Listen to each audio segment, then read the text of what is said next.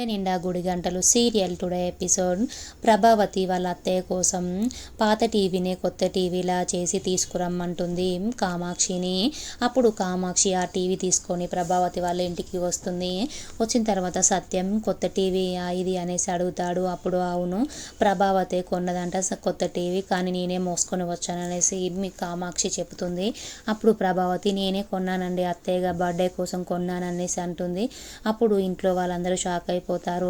నానమ్మ కోసం గిఫ్ట్ కొనడం ఏంటి అనేసి మనోజ్కి ఇట్లా అందరూ షాక్ అవుతారు. అప్పుడు ప్రభావతి నేనే కొన్నాను కొత్త టీవీ అనేసి అంటుంది. అప్పుడు మనోజ్ అమ్మ మనకే టీవీ షాప్ ఉంది కదా అమ్మ, మన షాప్లో కొనొచ్చు కదా, మరి వేరే షాప్లో ఎందుకు కొన్నావమ్మా, ఏ షాప్లో కొన్నావు అనేసి అడుగుతాడు. అప్పుడు ప్రభావతి నేను షాప్ పేరు చూడలే కానీ కొత్త టీవీ అనేసి అంటుంది. అప్పుడేం మీనా రెడీ అయి వస్తూ ఉంటుంది. అప్పుడు అమ్మమ్మ గారు లక్ష్మీదేవిలా ఉన్నావమ్మ ఈ నగలు వేసుకుంటే అనేసి అంటుంది.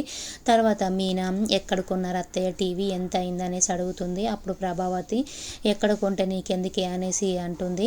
అప్పుడు మీనా అలాగే నగలు వేసుకొని ఉన్నదాన్ని చూసి మనోజు చాలా టెన్షన్ పడతాడు. అసలు అవి గిల్టీ నగలని తెలిస్తే ఇంకేమైనా ఉందా గొడవ ఇక్కడ అనేసి ప్రభావతికి చెప్తాడు. అమ్మ ఈ నగలు గిల్టీ నగలని నానమ్మ గుర్తుపడితే ఇంకేమైనా ఉందా అనేసి అంటాడు. అప్పుడు ప్రభావతి ఇప్పుడే ఇరికించేటట్టున్నావు, ఊకే నువ్వు ఆ గుర్తు చేయకు నాకు అనేసి అంటుంది. అనేసి అనుకొని హ్యాపీగా ఉంటారు బర్త్డే సెలబ్రేషన్స్లో.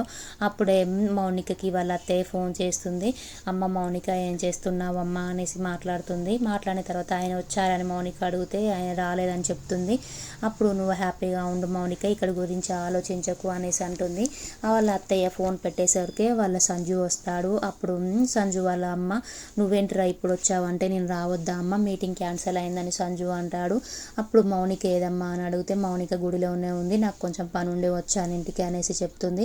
అప్పుడు సంజు మా అమ్మ ఏదో నా దగ్గర దాస్తున్నట్టుంది, మౌనికని ఎక్కడికో పంపించింది అనేసి మౌనికకు కాల్ చేస్తాడు.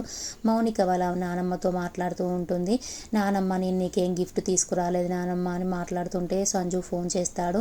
చేసిన తర్వాత ఫోన్ మాట్లాడుతుంది. ఏమండి అనేసి మాట్లాడుతుంది. ఎక్కడున్నావు మౌనిక, గుడికి వెళ్ళావంట కదా తొందరగా వచ్చే అనేసి చెప్తాడు. అప్పుడు మౌనిక సరే అండి వచ్చేస్తాననేసి చెప్తుంది. తర్వాత ఇంట్లో వాళ్ళందరూ హ్యాపీగా ఉంటారు.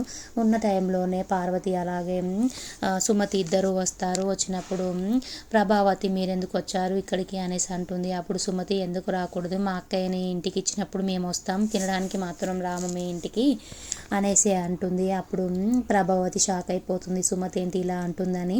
అప్పుడు అమ్మమ్మ గారు సుమతి ఇలా రా అమ్మ, నువ్వు కరెక్ట్గా అన్నావు ప్రభావతిని అనేసి అంటుంది. సుమతిని ఆశీర్వదిస్తుంది. నువ్వు తొందరగా పెళ్లి చేసుకో అమ్మ సుమతి అనేసి అంటుంది. అప్పుడు సుమతి నేను జాబ్ వచ్చినాక సెటిల్ అయినాక చేసుకుంటాను అమ్మమ్మ గారు అనేసి సుమతి అంటుంది.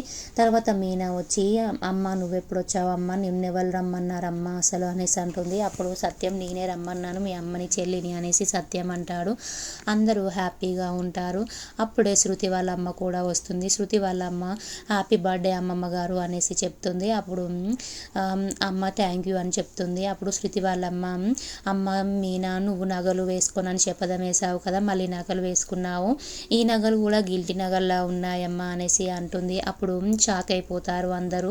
అప్పుడు ప్రభావతి అవి గిల్టీ నగలు కాదండి గోల్డ్ నగలే మంచివే అనేసి అంటుంది. అప్పుడు శృతి వాళ్ళమ్మ గోల్డ్ నగలేదో గిల్టీ నగలేదో గుర్తుపట్టనా అండి నేను అనేసి అంటుంది. అప్పుడు అమ్మమ్మ గారు అమ్మ మీనా ఏంటమ్మా అనేటిది, అవి గోల్డ్ నగలు కాదా గిల్టీ నగలా అనేసి షాక్ అయిపోతుంది అమ్మమ్మగారు.